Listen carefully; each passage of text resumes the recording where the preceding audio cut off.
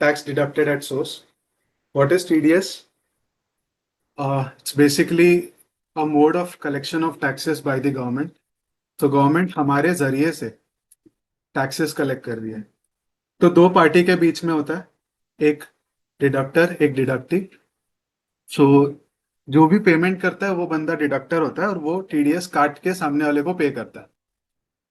अब ये बंदा कौन होता है, किस केस में डिडक्ट करता है और कितना परसेंटेज टीडीएस डिडक्ट करता है, ये सारा हमारा डिस्कशन का पार्ट होगा इस सेशन में. करेक्ट. सो वेरियस सेक्शन से हम गुजरेंगे जिसमें टीडीएस डिडक्ट होते हैं. सबसे फर्स्ट सेक्शन जो हम यहाँ पे आज देखेंगे इस section 192, that is salaries.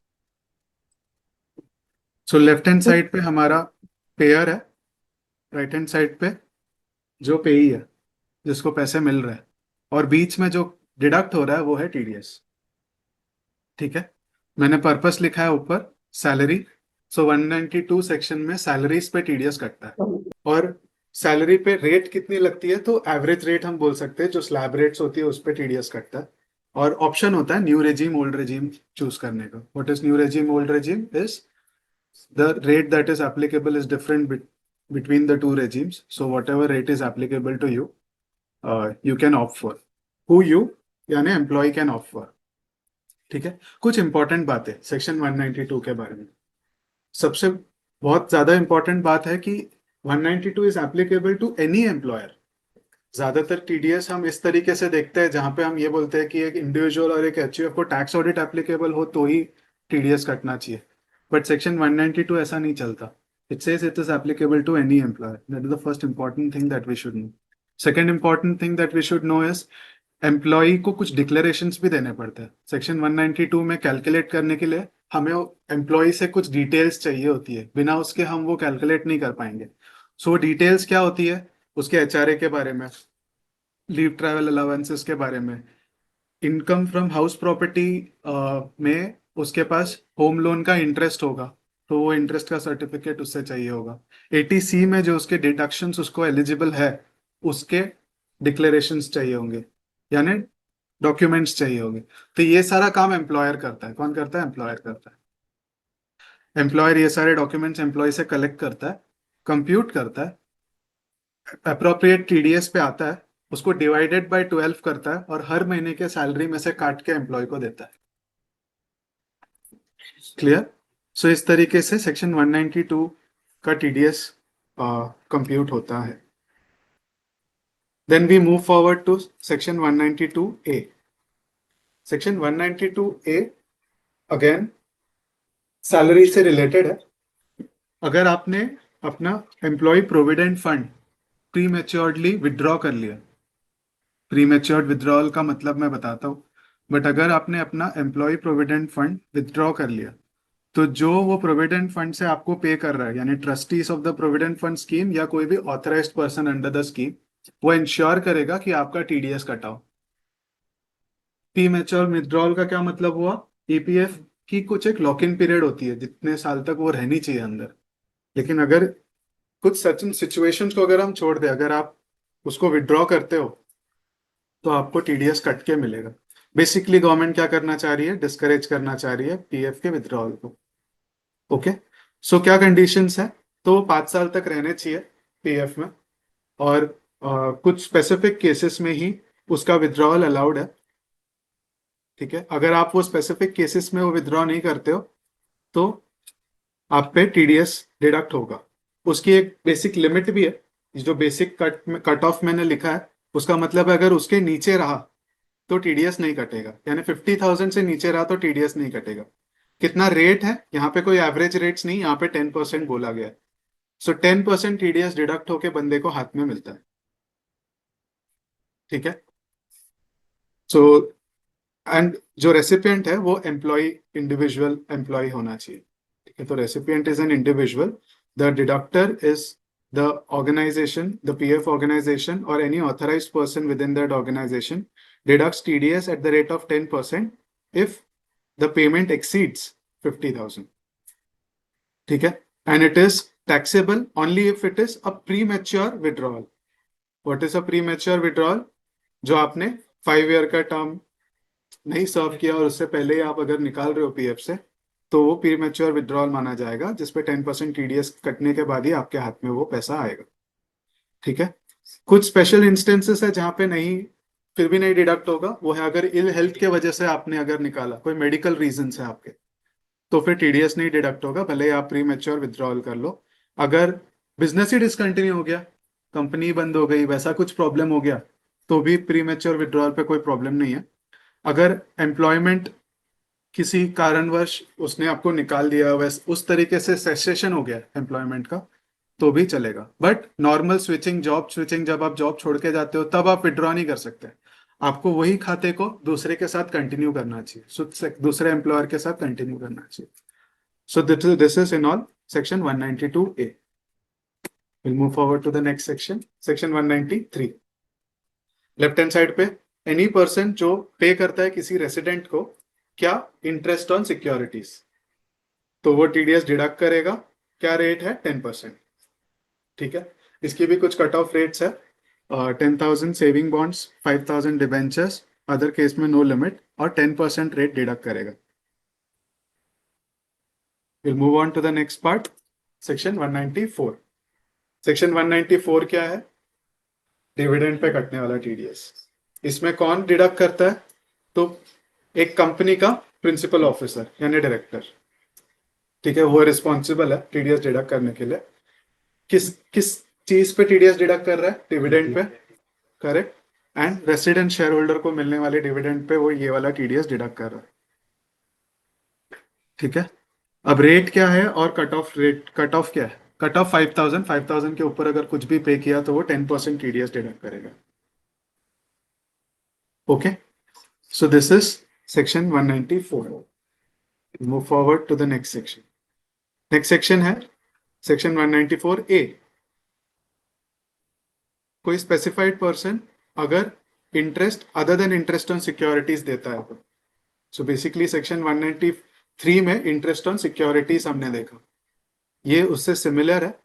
But other than interest on securities, कोई और तरीके का इंटरेस्ट अगर मिल रहा है तो टीडीएस उस पर भी लगता है 10% के रेट पे। ठीक है। उसके कट ऑफ रेट्स है, बैंक या कोऑपरेटिव सोसाइटीज या पोस्ट ऑफिस अगर इस तरीके के इंटरेस्ट दे रहे हैं तो 40,000, 50,000 सीनियर सिटीजन के लिए। In all other cases it is 5,000 threshold limit. कुछ फेवरेट सेक्शंस, सेक्शन 194C जो हमने लास्ट टाइम भी देखा। Section 194C is payment to contractor. हमने वर्क का डेफिनेशन देखा था, तो राइट हैंड साइड पे आप देख सकते हो कोई भी रेसिडेंट कॉन्ट्रैक्टर जो एक वर्क कैरी आउट कर रहा है which include supply of labour. तो स्पेसिफाइड पर्सन, अब स्पेसिफाइड पर्सन क्यों लिखा, एनी पर्सन नहीं लिखा। जब मैं एनी पर्सन बोलता हूं तो सारे लोग कवर हो गए। स्पेसिफाइड पर्सन मतलब वो स्पेसिफिक लोग जिनको टीडीएस काटने की रिस्पॉन्सिबिलिटी दी गई। ठीक है। तो वो स्पेसिफिक लोग कौन होंगे, companies, partnership firms, body corporates. ठीक है। और ऐसा इंडिविजुअल एचयूएफ जिसको ऑडिट एप्लीकेबल है, यानी 1 करोड़ और 50 lakhs, 1 crore in case of business, 50 lakhs in case of profession, उसका टर्नओवर एक्सीड हो रहा है, तो वैसे लोग टीडीएस डिडक्ट करेंगे। This is very different from what we discussed in 192। ठीक है, इसलिए मैंने वहां पे एनी पर्सन लिखा, यहाँ पे एनी स्पेसिफाइड पर्सन लिखा। कट ऑफ रेट्स हमने डिस्कस किया था, single payment 30,000, aggregate payment in a year 1 lakh rupees. ठीक है। Rate of TDS 1%, if you are giving it to an individual, and other than individual होगा तो 2%। तो ये रेट है। This is section 194C। ठीक है। इसमें इंपॉर्टेंट कुछ बातें जो नोट करने लायक है इज लाइक वर्क में advertising, broadcasting, goods carriage, catering, ये सब इंक्लूडेड है। ठीक है, दैट इज ऑल्सो वर्क। और एक जन को एक्सेम्पशन भी दिया गया है, ट्रांसपोर्टर को, अगर उसके 10 से ज्यादा कम व्हीकल्स है ड्यूरिंग द प्रीवियस ईयर, और वो business of plying, hiring, leasing of goods carriage में है इन्वॉल्व, और उसने डिक्लेरेशन भी दिया है टू दैट इफेक्ट और अपना पैन भी दिया, तो उसको एग्जेम्प्ट किया गया है। ठीक है। So this is section 194C। Next section 194H। 194H is on commission और ब्रोकरेज। ठीक है, स्पेसिफाइड पर्सन अगर कमीशन और ब्रोकरेज देता है किसी भी रेसिडेंट को, तो सेक्शन 194 एच में उसका टीडीएस डिडक्ट होगा। आई होप आप लोगों को नेचर ऑफ पेमेंट्स में कोई कंफ्यूजन नहीं है। ठीक है, कमीशन या ब्रोकरेज समझ में आ रहा है, करेक्ट? हाँ, तो अगर कोई कमीशन या ब्रोकरेज पे करता है तो उसको टीडीएस डिडक्ट करना है। अगर 14,000 का कमीशन दिया तो नहीं काटने की जरूरत, बट 15,000 से ज्यादा का कमीशन दिया तो काटना पड़ेगा। 15,000 तक भी प्रॉब्लम नहीं है, over and above 15,000 you have to deduct TDS. क्या रेट होगी? तो 5%, फ्लैट रेट है 5% टीडीएस। सिंगल पेमेंट और मल्टीपल पेमेंट, आपकी 15,000 की थ्रेशोल्ड लिमिट दी है। 194C जैसा नहीं, जहां पे दो तरीके की लिमिट थी, इंडिविजुअल पेमेंट की भी लिमिट थी और ओवरऑल एग्रीगेट पेमेंट की भी लिमिट थी। यहाँ पे एग्रीगेट ही समझ लो। 16,000 का एक पेमेंट दिया तो भी टीडीएस काटना है, 14,000 के दो दिए तो भी टीडीएस काटना है सेकंड वाले पे। फर्स्ट वाले पे तो एप्लीकेबल नहीं था, बट सेकंड वाले को काटते वक्त फर्स्ट वाला भी इंक्लूड करना। ओके, थ्रेश होल्ड मतलब वो क्रॉस हो गया तो एप्लीकेबिलिटी चालू। वैसे उसका ये मतलब भी है कि पीछे वाले इनवॉइस के लिए लोग इंटरेस्ट नहीं चार्ज करेंगे, क्योंकि तब तो हमारी गलती नहीं थी ना। क्लियर? 194H तक। 194I ये है रेंट पे। यहाँ पे भी देखो, एनी स्पेसिफाइड पर्सन अगर एक रेसिडेंट को पेमेंट देता है, ठीक है, तो वो टीडीएस काट के देगा। कट ऑफ लिमिट कितनी है? 2,40,000 ड्यूरिंग द ईयर। ठीक है, समझो महीने का 20,000 से ऊपर का आपका रेंट है, तो आपको ट्रिगर हो जाना चाहिए कि इसका साल भर में 2,40,000 क्रॉस हो जाएगा, अब हमें टीडीएस काटना है। ठीक है, पेमेंट करते वक्त एनी स्पेसिफाइड पर्सन को टीडीएस काटना है। लैंड, बिल्डिंग, फर्नीचर, फिटिंग्स पे 10%, प्लांट मशीनरी पे 2%। ठीक है, सो दिस इज 194I, जो किस पे लगता है? रेंट पे। ओवरऑल पूरे साल भर का 1,20,000, 2,40,000। Very good.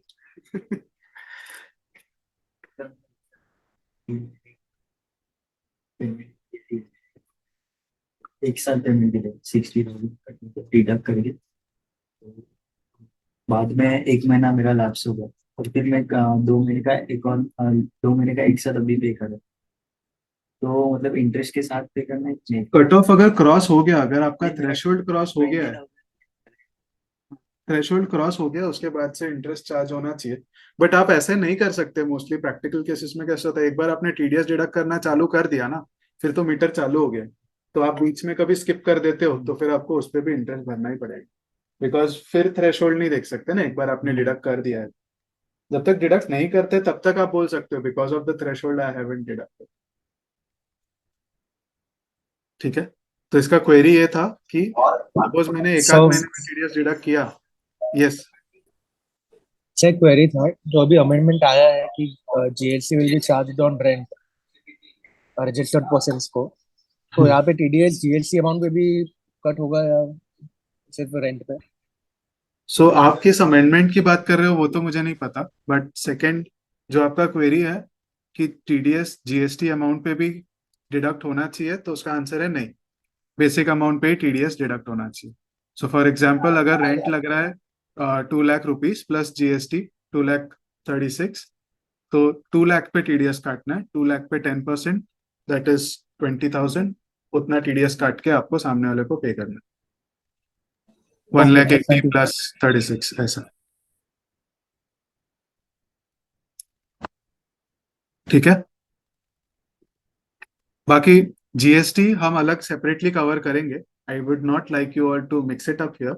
टीडीएस जीएसटी पे लगेगा कि नहीं वो हम क्लियर कर रहे हैं कि जीएसटी के पोर्शन पे आप टीडीएस मत काटो। टीडीएस काटना है तो बेसिक अमाउंट पे काटो। Clear? Yes sir. So we are done with 194I। Now 194IA। I A क्या हो गया? तो अगर आप कोई immovable property other than agricultural land बेच रहे हो, ठीक है, तो या खरीद रहे हो, सॉरी, तो जब पेमेंट करोगे to any resident, any person to any resident, 50 lakh के ऊपर अगर वो प्रॉपर्टी की वैल्यू है तो 1% टीडीएस डिडक्ट होगा। तो इसमें थ्रेशोल्ड लिमिट 50 लाख की है और रेट ऑफ टीडीएस 1% है। ये रेंट या किसी और चीज के लिए नहीं है, ये परचेज ऑफ इमूवेबल प्रॉपर्टी कह सकते हैं इसको। ठीक है, this is related to purchase of immovable property.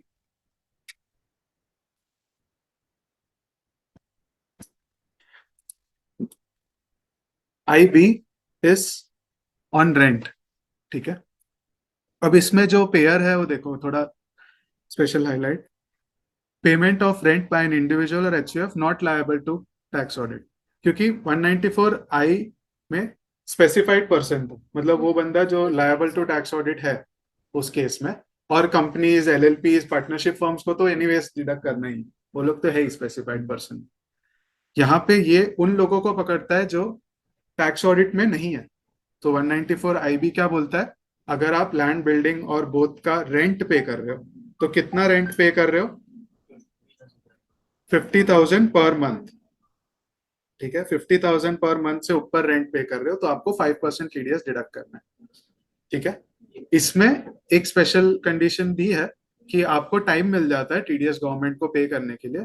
So at the time of credit of rent for the last month of the previous year और last month of the tenancy if the property is vacated during the year, तो आपको तब वो TDS government तक तब तक देना है। ठीक है, तो ये एक ऑप्शन है आपके पास, लास्ट मंथ तक या फिर उससे पहले, अगर खाली हो गया तो उससे पहले, उसके आखिरी महीने में। Clear? So 194 I B. Then we have professional fees 194 J. Any specified person, again specified person पे हाईलाइट चाहूंगा, किसी भी रेसिडेंट को अगर वो प्रोफेशनल फीस देता है, प्रोफेशनल फीस के हमने कई कैटेगरीज भी देखे, professional fees, technical services, call centres, तो ये भी देखे थे हमने। हाँ, तो अब टेक्निकल सर्विसेज अगर है, फीस फॉर टेक्निकल सर्विसेज, तो उस पर 2% था, बाद में प्रोफेशनल सर्विसेज पे 10% था, और 2% कॉल सेंटर्स पे अलग से एक सर्कुलर आया, उस पर बताया गया। ठीक है, तो इसका आपका थ्रेशोल्ड लिमिट या बेसिक कट ऑफ क्या है, 30,000। 194 एम, हाँ, 194 एम क्या है, is an individual or HUF who are not liable to deduct under section 194C, H और J। तो अगर आप इन सारे सेक्शंस में टीडीएस नहीं डिडक्ट कर रहे हो तो आपको 194M एप्लीकेबल हो जाएगा। ये बेसिकली अगर आपने कोई कॉन्ट्रैक्ट का काम कराया अपने घर में, तो आप ऐसे इंडिविजुअल होंगे ना जो 194C में तो नहीं काटोगे टीडीएस, अगर वो बिजनेस के लिए नहीं कॉन्ट्रैक्ट वर्क एग्जीक्यूट हुआ है। तो आपको इस केस में अगर 50 लाख के ऊपर का काम करा रहे हो अपने घर में या फिर वैसे, और तो उसमें 194C जैसा ही टीडीएस यहाँ पे भी काटना पड़ेगा 5%। ठीक है, कोई भी पेमेंट जो 50 लाख के ऊपर है, एक ऐसा बंदा करता है who is not liable to tax audit, तो उसको टीडीएस काटना पड़ेगा, TDS will be at the rate 5%। So this again covers all those people also जो अर्लियर 194C जे और एच में नहीं कवर हुए। ये क्लियर है सबको? Payment to any resident 194O। अब ये एक ई कॉमर्स ऑपरेटर को एप्लीकेबल है। ई कॉमर्स ऑपरेटर का एग्जांपल दो, अमेजॉन, फ्लिपकार्ट, ठीक है, स्विगी एटसेट्रा। तो ई कॉमर्स ऑपरेटर कौन हो गए, जिनके पोर्टल पे हम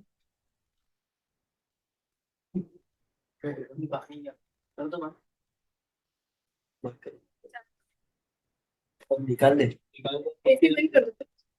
पानी दे देते हैं।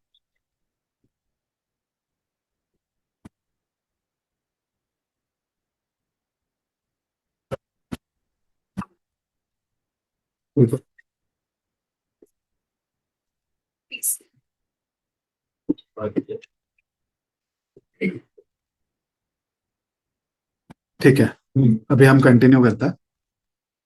हम थे 194O पे। 194O कब एप्लीकेबल है, अगर आप एक ई कॉमर्स ऑपरेटर हो और आपका फैसिलिटी या आपका प्लेटफॉर्म कोई बंदा सेल या सर्विस देने के लिए यूज कर रहा है, तो आपको उस ई कॉमर्स पार्टिसिपेंट, अभी जो पार्टिसिपेंट कहेंगे उनको, उसको पेमेंट करते वक्त टीडीएस काट के पे करना है। ठीक है, तो इसमें बायर और सेलर के बीच में नहीं है, ये जो तीसरा पर्सन है जो एक ई कॉमर्स ऑपरेटर है जो फैसिलिटेट कर रहा है, बस मेरे प्लेटफॉर्म पे आप खरीदो बेचो जो करना है करो, वो बंदा जब पे आउट रिलीज करेगा तब ये टीडीएस काट रहा है। तो इस पे 5 लाख सेल्स के ऊपर अगर टर्नओवर 5 लाख क्रॉस हो जाता है तो 1% टीडीएस काटेगा। ठीक है, so this is 194O by e commerce operator. 194Q, 194Q क्या है? सो 194Q, इसमें कोई भी पर्सन जब कोई गुड्स परचेज कर रहा है, ठीक है, सो यूजुअली हमने देखा परचेज ऑफ सर्विसेज पे मोस्टली टीडीएस लग रहा है। ये एक यूनिक केस है जहां पे गुड्स पे भी टीडीएस लग रहा है। हमने इमूवेबल प्रॉपर्टी भी देखा ऊपर, that's capital goods we can say, but here it is purchase of goods. लेकिन कुछ कंडीशन है, हर कोई नहीं टीडीएस काटता। अगर मेरा ग्रॉस रिसीट्स मेरे बिजनेस से during the financial year immediately preceding the financial year in which the goods are purchase exceeds 10 crore, ठीक है, तो अगर मैं एक पर्सन हूं, मेरी टर्नओवर 10 करोड़ से ऊपर है, तो मेरे परचेजेस पे मेरे को ध्यान देना है कि मेरे को टीडीएस काटना है पेमेंट करते हुए। मैं खरीद रहा हूँ, कुछ गुड्स खरीद रहा हूँ, तो पेमेंट करते हुए मेरे को टीडीएस काटना है। लेकिन हर किसी का नहीं काटना, थ्रेशोल्ड लिमिट यहाँ पे भी है। हर पर्सन जिससे भी 50 लाख से ज्यादा का परचेज कर रहा हूँ, ओके, एवरी पर्सन जिससे भी मैं 50 लाख से ज्यादा का परचेज कर रहा हूँ, उसको जब मैं पे करूंगा मैं 0.1% टीडीएस काट के पे करूंगा। ठीक है, ये एक्सपेंडिचर नहीं है, ये गुड्स परचेज है। ठीक है, मतलब सर्विस वाला बिल नहीं है, ये गुड्स वाला बिल है। हर किसी को एप्लीकेबल नहीं है, उस पर्सन को एप्लीकेबल है जिसकी टर्नओवर 10 करोड़ से ज्यादा है। हर किसी बंदे का काटना जरूरी नहीं है, उसी बंदे का काटना है जिससे हम 50 लाख से ज्यादा का खरीद रहे हैं। करेक्ट? कितना काटना है? तो 0.1%, small rate of TDS 0.1%। So 0.1% of amount exceeding 50 lakhs or the entire Some amount? exceeding 50 lakhs, yes. So there is one more highlight that I just missed. So it is 0.1% of the amount which is exceeding 50 lakhs. तो for example 55 lakhs का purchases किया तो 5 लाख पे आपको 0.1% TDS correct. Thank you for highlighting that. Second is next is 194R।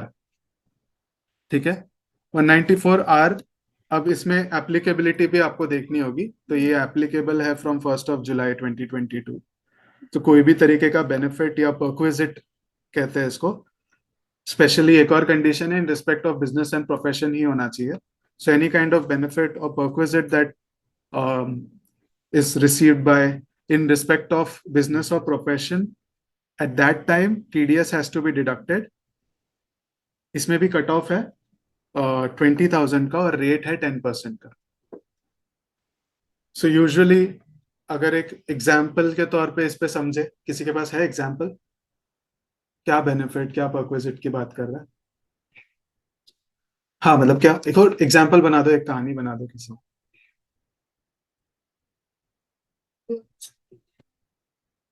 बोलो example, बोलो पूरा, word मत बोलो, पूरा सेंटेंस या पैराग्राफ बोलो।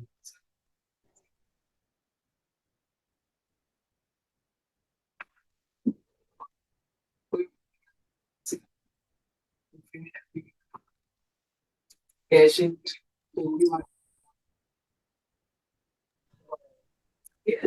कैश में So अगर दिवाली पे हाँ बोलो, आप एक एग्जाम्पल बोलो, पार्थ ने जो बोला मैं रिपीट कर देता हूँ।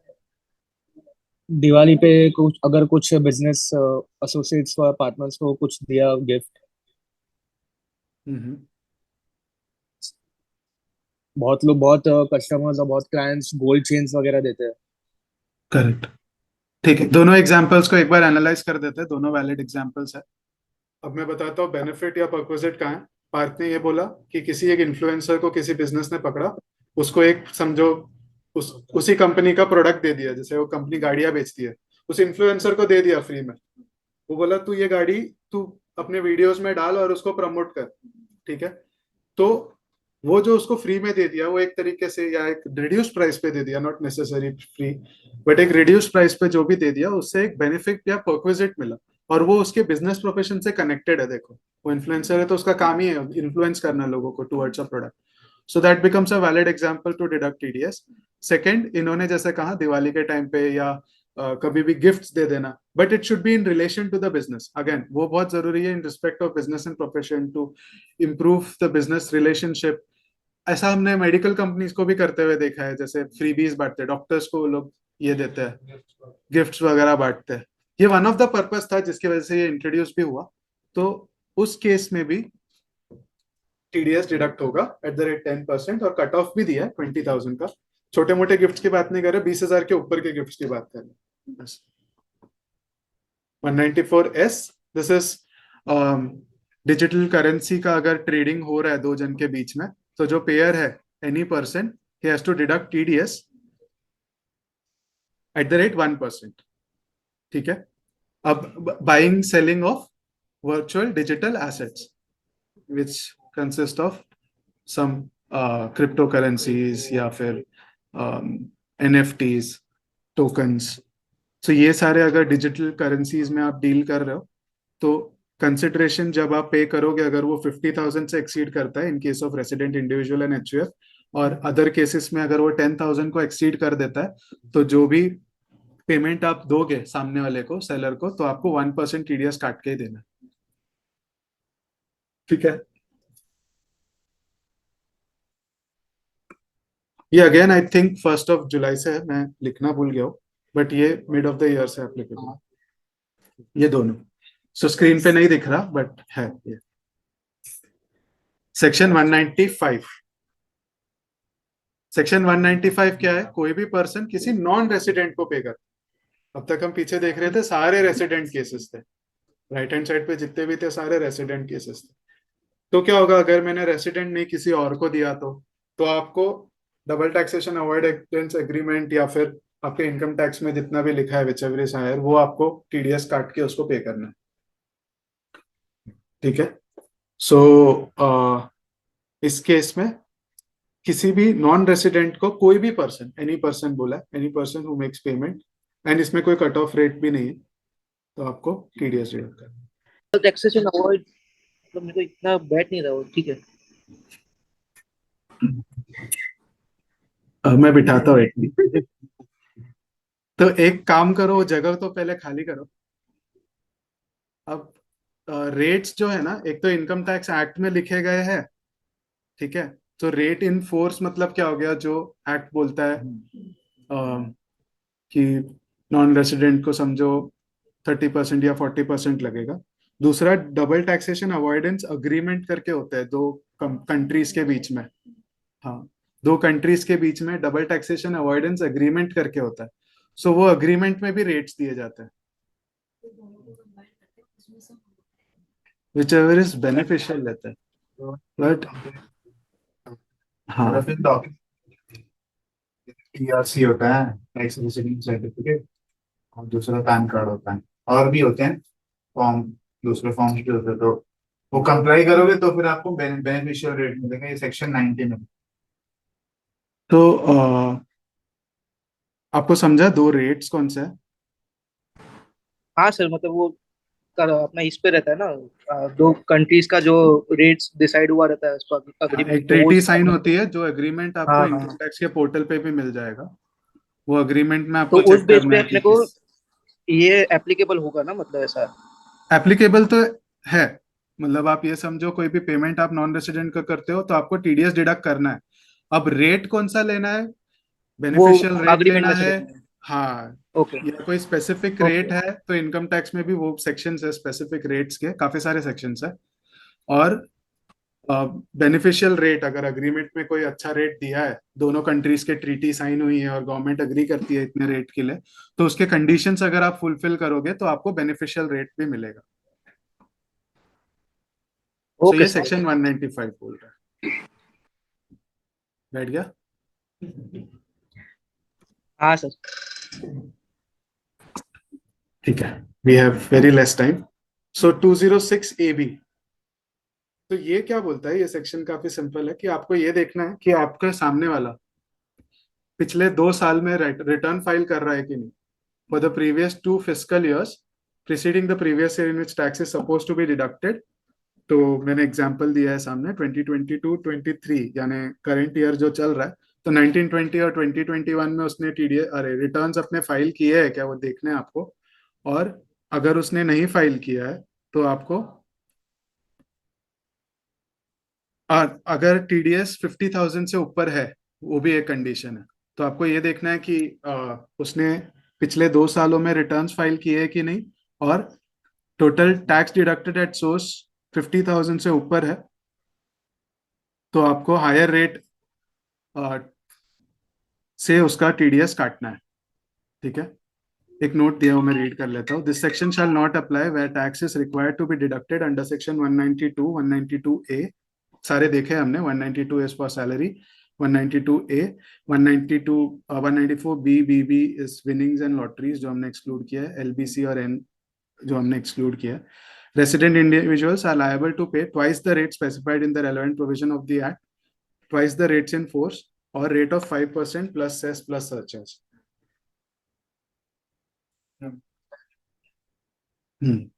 TCS क्या होता है? TCS TDS से थोड़ा अलग हो गया। TDS में क्या होता है, नॉर्मली जो पेयर है, पेयर कौन होता है, जो खरीदता है, करेक्ट। सो पेयर जो है वो पे करने से पहले थोड़ा पैसा काटता है, तो पैसा था और कैची थी, ठीक है। बट टीसीएस अलग हो गया, इसमें मांगते वक्त, लेते वक्त, जैसे सेलर हो गया, पैसा लेते वक्त एक्स्ट्रा पैसा लेता है, बोलता है टीसीएस भी दो, तो कैची गायब हो गई, ठीक है। तो इस केस में क्या हो रहा है, जो सेल ऑफ गुड्स हो रहा है, जो पैसा मांग रहा है सेलर लेफ्ट हैंड साइड पर, वो पर्सन जो है उसका टर्नओवर 10 करोड़ से ज्यादा होना चाहिए during the financial year immediately preceding the financial year in which sale of good is carried out, ठीक है। वो जिसको सेल कर रहा है, वो राइट हैंड साइड पे, person who purchases any goods but does not include central government, state government etcetera और लोकल अथॉरिटी, और a person importing goods into India और any other person is notified. तो ये लोग अगर नहीं हुए तो जो सेलर है वो टीसीएस कलेक्ट करेगा। एक और कंडीशन है कि 50 लाख के ऊपर का ट्रांजैक्शन होना चाहिए। सो 50 लाख के ऊपर का ट्रांजैक्शन हुआ तो ही टीसीएस कलेक्ट करेगा, और रेट दिया है 0.1%, ठीक है। So this is 206C1H which is similar to what you had 194Q, ठीक है। 194Q परचेज के केस में था, 206C1H सेल के केस में है, सेलर कलेक्ट कर रहा है एक्स्ट्रा, यहाँ पे बायर सेलर डिडक्ट करके बायर को दे रहा है, वैसा सिचुएशन। कॉन्फ्लिक्टिंग सिचुएशन आ सकती है। सो पहले टीडीएस जीतेगा, टीसीएस और टीसीएस की रेस टीडीएस जीतेगा।